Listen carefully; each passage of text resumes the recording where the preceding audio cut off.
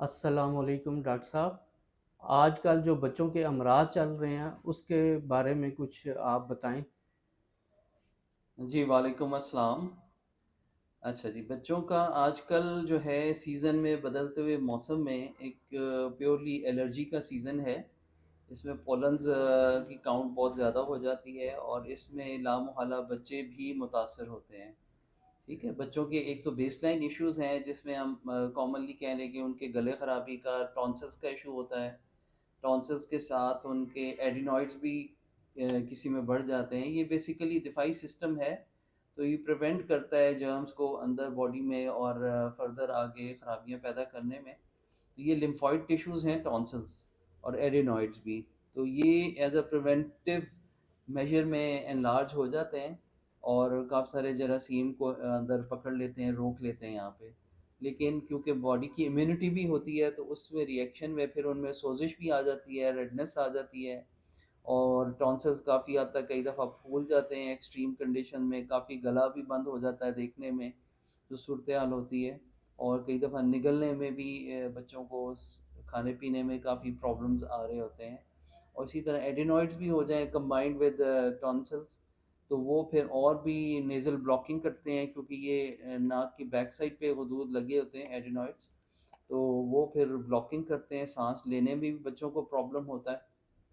और ख़ास तौर पे लेटने में, सोने में भी बच्चों के मुँह खुल जाते हैं और एडिनॉइड फेसेस एक वो आगे एक्सट्रीम कंडीशन है जिसमें फीचर्स एडिनॉइड के आ जाते हैं।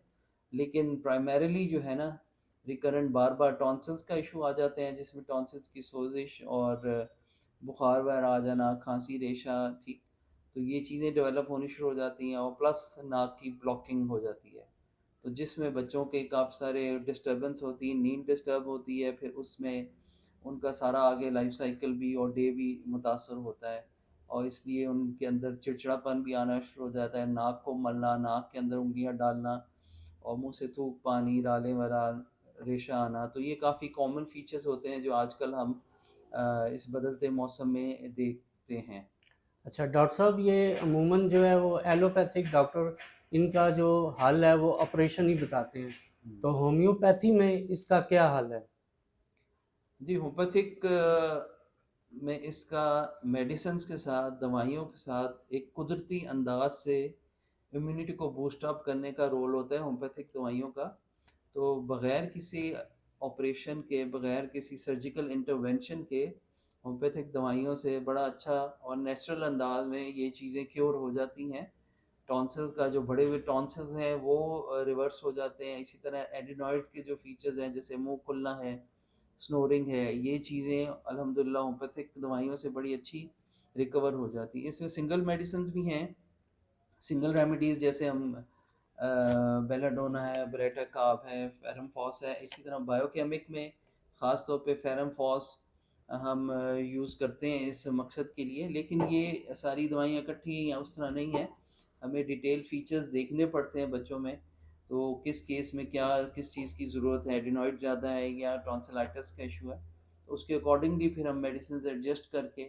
इसके अलावा अगर कोई खांसी है या चेस्ट की तरफ अगर खुदा न खास्ता बच्चों को जिनकी इम्यूनिटी वीक है, तो अगर वहाँ चेस्ट में इन्फेक्शन चली गई तो वहाँ पे भी रेशा और सांस में तंगी और वीजिंग और रैटलिंग जिसको कहते हैं वो कैफियतें आ सकती हैं। तो उस कंडीशन में ज़ाहिर है हमें और वर्कआउट करके चेस्ट को सुन के तो फिर हमें मेडिसिन देनी पड़ती हैं। तो अल्हम्दुलिल्लाह जो बच्चे रेगुलर फॉलो करते हैं तो वो उनके अटैक्स भी वेव ऑफ हो जाते हैं। टेम्परेचर फीवर्स की फ्रीक्वेंसी इंटेंसिटी जो हर महीने बाद 2 बाद उनको प्रॉब्लम्स आते हैं, तो वो अल्लाह के फ़ज़ल से वो प्रिवेंट हो जाते हैं और उनकी ओवरऑल भी बॉडी हेल्थ में भी जनरल ग्रोथ को बच्चों की ग्रोइंग एज होती है और अगर ये बार-बार इन्फेक्शंस और बार-बार मसले आएँगे, तो वो फिर उनकी ओवरऑल हेल्थ में भी असर पड़ता है, उनकी ग्रोथ में भी, उनके दाँतों की ग्रोथ में, बोन में, हाइट में और अल्टीमेटली फिर मेंटल उनकी कम्फर्ट लेवल में।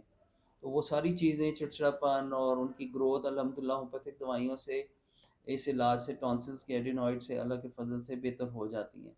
अच्छा एक डॉक्टर साहब, जी। इसमें जो है ना टाइम कितना लगेगा? जैसे होम्योपैथिक दवाई खाने से कितने एक अरसे में उसको जो है ना बेहतरी आ जाएगी, ठीक हो जाएगा वो? जी, ये एक्यूट फ़ेज़ में तो चेंजेज़ तो विदिन डे और 2 में आनी शुरू हो जाती हैं। फॉर एग्ज़ाम्पल अगर फ़ीवर है, पेनफुल है, तो ये आपको घंटों में भी और दिन में 2 दिन में 2-3 दिन में ये सारी चेंजेज़ आ जाती हैं, एक्यूट फ़ेज़ इसमें कवर अप हो जाता है। लेकिन जहाँ तक ताल्लुक है कि प्रोलॉन्ग्ड अगर उनको फ्रीक्वेंट हिस्ट्री है बार-बार गला ख़राब होने की, तो उसके लिए फिर उनको रिकमेंडेड होता है 2-3 माह से 6 माह कम से कम होम्योपैथिक रेगुलर ट्रीटमेंट लें टॉन्सिल्स का, और उसमें इंशाल्लाह बार-बार के जो अटैक्स हैं वो प्रिवेंट हो सकते हैं, हो जाते हैं। तो इतनी जल्दी फिर प्रॉब्लम्स नहीं आते और फिर ज़ाहिर ओवरऑल हेल्थ भी पॉजिटिव अंदाज से चलना शुरू हो जाती है। इसमें परहेज़ भी बड़ा ज़रूरी है। बच्चों को जितनी भी ठंडे खट्टे जूसेस हैं, कोक पेप्सीज़ हैं, ओवरडूइंग्स नहीं करनी, कभी-कभी चखे जा सकते हैं। और इस तरह बहुत ज़्यादा घी, चिकनाई, अंडे पराठे, तली हुई चीज़ें, बहुत ये चीज़ी प्रोडक्ट्स भी ओवरडूइंग नहीं करनी। कहवा वार्म ड्रिंक इनको अक्सर पिलाते रहें, वो ओवरऑल हेल्प आउट करेंगे। जी, ठीक है? बहुत-बहुत शुक्रिया डॉक्टर साहब, आपने बहुत अच्छी मालूमात दी है, इंशाअल्लाह। जी, बहुत शुक्रिया।